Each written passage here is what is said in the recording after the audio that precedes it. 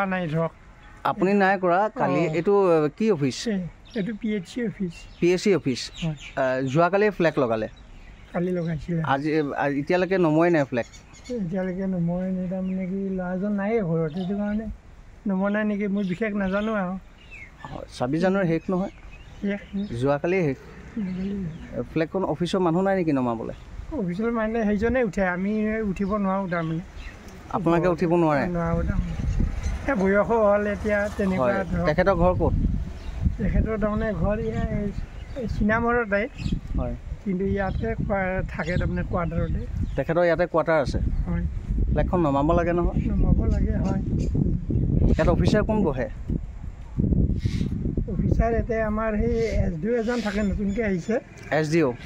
তেখেতৰ নামটো মই বিশেষ নাজানো হয় এই আমাৰ এই এছিষ্টেণ্ট ইঞ্জিনিয়াৰবিলাকে তেওঁলোকে জানে নামটো হয়